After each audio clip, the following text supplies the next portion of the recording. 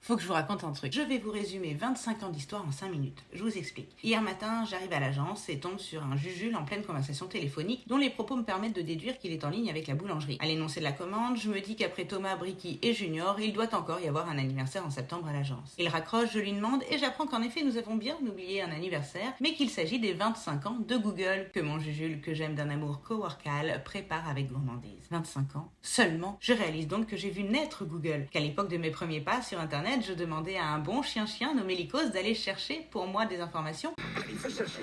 Et que mes exposés d'école, je les ai bossés à la bibliothèque. Jujule a décidément le don de me rappeler à mon grand âge, mais il ne me laisse pas le temps de m'épancher sur celui qui passe et il se met à me conter l'histoire de Google. Après Yahoo, qui au début était plus une sorte d'annuaire du web, le premier vrai moteur de recherche combinant exploration, indexation et recherche est né en 1993 sous le nom de JumpStation. Il est suivi de près par le développement en 1994 d'InfoSeek Webcrawler et du fameux Labrador noir, Lycos, puis par AltaVista en 1995, le premier à réellement dominer jusqu'en 1997. Son interface est simple, plus besoin de savoir où chercher l'info sur la toile pour la trouver, et AltaVista propose également d'autres services, comme par exemple une boîte mail. Ça vous rappelle un truc? Mais malgré des débuts prometteurs, AltaVista est maudit, et la combinaison d'une mauvaise gestion et de changements constants de propriétaires vont faire le bonheur de deux étudiants, Larry Page et Sergey Brin, qui lorsqu'ils se rencontrent en 1995 ne s'entendent pas du tout. Et si l'on y repense 2 secondes, c'est bien souvent comme ça que commencent les plus grandes histoires d'amitié. Un an après, découvrant qu'ils ont en réalité des intérêts communs, Brin et Page se rapprochent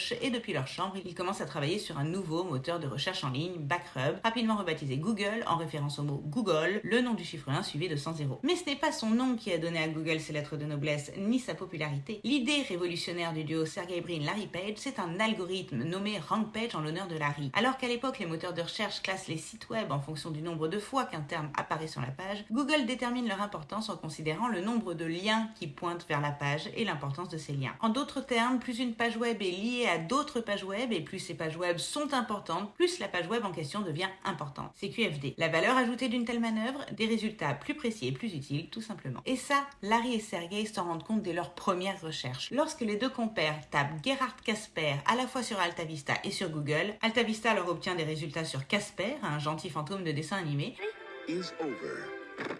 tandis que Google tombe pile poil sur le président de l'université de Stanford.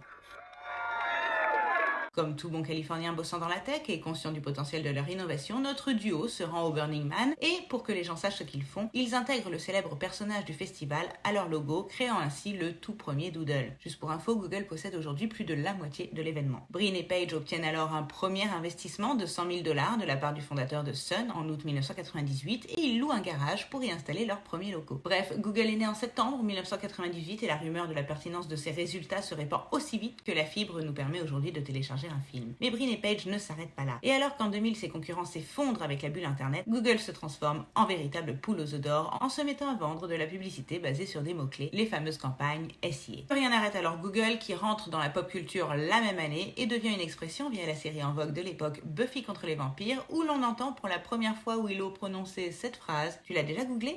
Have you Googled her yet? En 2004, l'entreprise lance une série de produits et services innovants comme Gmail et Google Maps, renforçant à chaque fois sa position d'avant-gardiste de la révolution technologique, et elle s'offre par là même l'entrée en bourse la plus attendue de l'histoire de la tech. Pour vous donner une idée de la réussite de l'entreprise, si vous aviez acheté 1 000 $ d'actions Google lors de son introduction en bourse cette année-là, elle vaudrait aujourd'hui plus d'1 million. Une chose en entraînant une autre, c'est tout naturellement qu'en 2006, Google rentre officiellement dans le dictionnaire. Nous sommes donc maintenant en 2023, Google a 25 ans, et la grande question aujourd'hui est de savoir si le moteur de recherche saura faire de l'IA son allié ou si à son tour il se fera dévorer. Toujours est-il que ce que j'en retiens pour ma part, c'est qu'à l'image d'Apple, Microsoft et même Nirvana dans un autre domaine, Google est encore une success story qui trouve ses origines dans un garage. Morale de l'histoire, si vous voulez lancer un projet et vous assurer de son succès, louez un box. À dans 2 semaines pour plus d'astuces.